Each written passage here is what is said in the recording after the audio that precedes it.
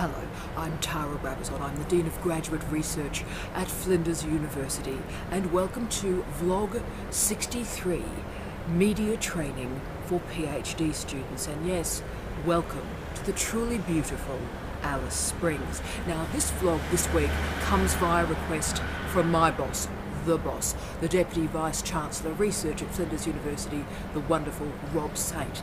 And Rob suggested to me the importance of PhD students thinking about their relationship with the media. And he asked that a vlog would be constructed on this topic, and your wish is my command, good sir. But let me start therefore with a scenario. And it happens to all of us as an academic. What happens is, suddenly you open your inbox and there's an email from a newspaper journalist, an editor who wants a comment, who wants to talk to you to answer on a specific topic. Now, how are you going to handle that query? Conversely, you could be in your work office and the phone rings, you pick it up, and it's a journalist who would like to conduct a live radio interview with you.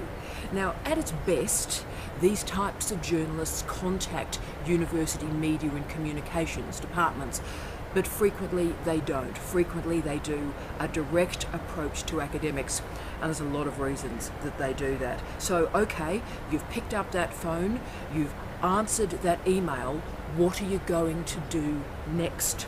So what I'm doing in this vlog is presenting 6 very quick and dirty tips for you, survival tips if you like, for how a PhD student can manage the media. And I'm particularly focusing on risk management in this vlog. I'm not going, oh, this is fantastic, contribute to media, isn't it lovely to be flattered in this way? I'm not going to do any of that stuff. I'm focusing very strongly on risk management and how we avoid hurting your career permanently by something that you do in and with the media. And I do mean permanently, because if you make a mistake these days, even in a local media environment, that mistake goes online and it follows you for the rest of your academic career. So if anyone Googles you, they will find that media mistake. And it may impact on consultancies, it may impact on employment. So let's go through the 6 risk management strategies. Very basic stuff, survival tips for you and your relationship with the media. Now, number 1, control what you can control. We focused a lot on these vlogs about focusing on you doing blogs, you thinking about your personal brand, your personal style, and how you project who you are as an academic to the world. And there's a reason for that.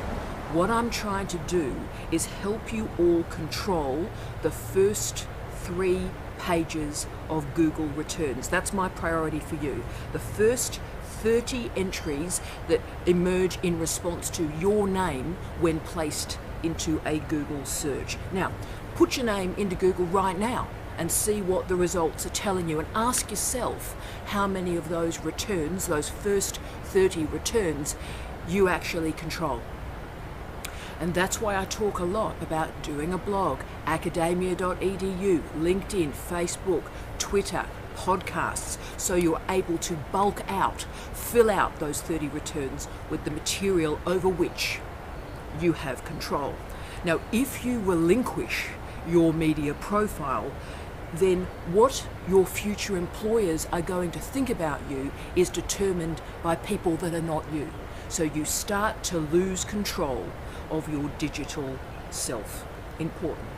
2, crucial, don't be flattered. This is huge. So many of the academics I know, their Achilles heel is that they get flattered so easily. They become flattered that a journalist has contacted them and asked them for an interview and flattered them in terms of their expertise. They get terribly excited if they get a quote in the Adelaide Advertiser. Now, don't be flattered. Many of you know I had my past career as a professor of media. I taught this stuff to journalists. I taught radio. I taught sonic media. And when I teach radio, the point is to fill up the time. So the host is simply on radio trying to fill up the time. And they're not too bothered how they fill up that time. They're not too bothered whether they're talking with an interesting PhD student or a pseudo-celebrity discussing their butt implants. It doesn't make any difference at all. So please take the flattery out of the equation and ask yourself honestly, have you got something to say? Are you contributing to the public discourse, or does this presentation help you develop your personal brand? Point 3. Don't expect journalists to be prepared. Journalists are not your academic colleagues. Now, this is important. Media presentations are not conferences. Journalists are not your colleagues. They have no specialist knowledge on your topic. The host may read a press release if you're lucky. They may flick into Wikipedia if you're lucky.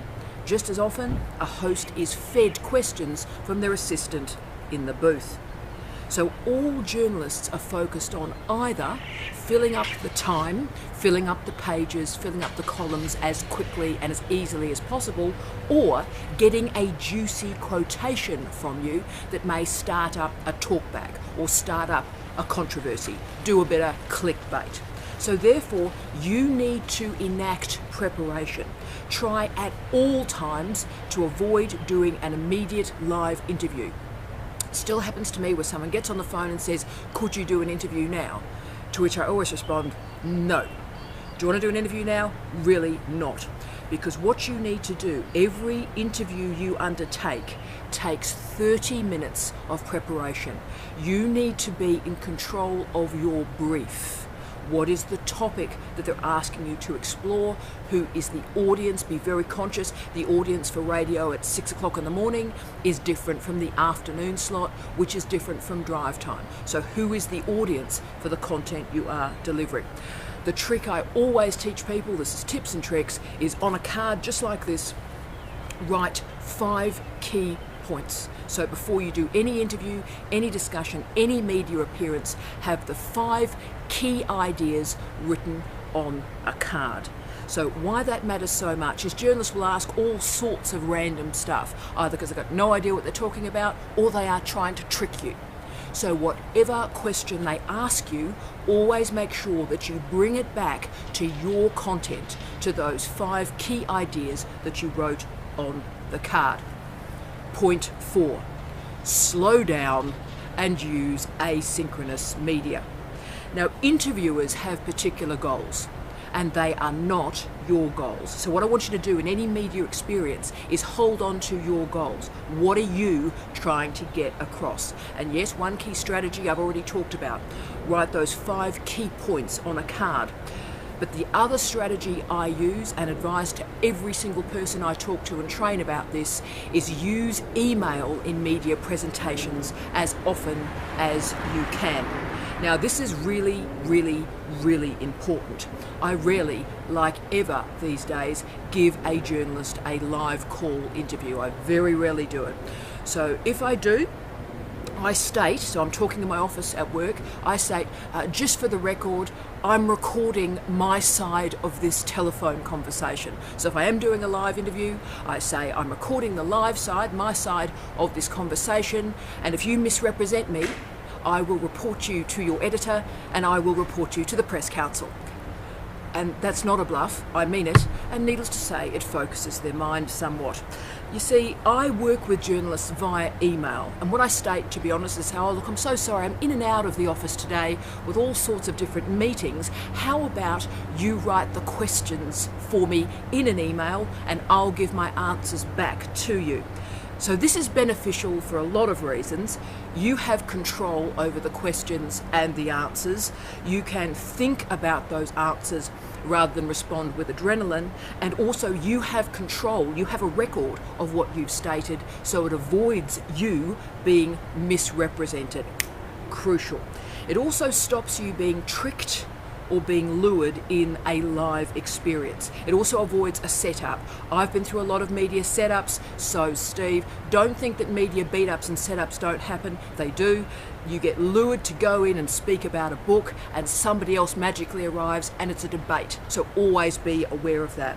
So you have to be really media savvy to work with live media, and even experienced people like me can make a mistake. You've got to back yourself if you're doing live media, and you're there because it's often a tabloidized story. So be careful. Use asynchronous media like email as often as you can. 5. Learn to say no. It is wrong, so wrong, to say yes to media requests because of flattery. If it's not your area of expertise, say no. My great mentor, the wonderful Professor Graham Turner, always said to me, academics make mistake after mistake after mistake because they get flattered and they speak outside of their expertise. So what I want you to do is be very clear. List down the areas of your expertise, the areas on which you feel very comfortable offering a commentary, and be clear so when requests emerge outside of those areas, you simply kick them to touch. 6, the big one. Local is not local. Remember, the internet allows your content to travel. Now, it's important. Bad or inexperienced journalists work in local media. The first job for most journos is in the local media. So you're in fact dealing with the worst journalists in the local media environment. So what happens is these local journalists talk to a PhD student, conduct a local interview, and then put it online. And it has an international audience and is returned through Google searches.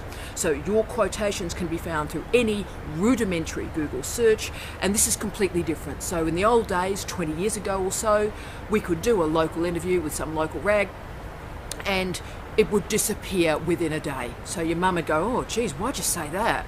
But like, it was your mum, and a day later everyone would have forgotten about it. But of course now that's simply not the case, and it is important you recognise the change. Local is not local. So if it is possible, just simply don't deal with the local media. I know I'm being harsh and hard here, but start to work at the highest levels that you can. National media, and particularly the international media.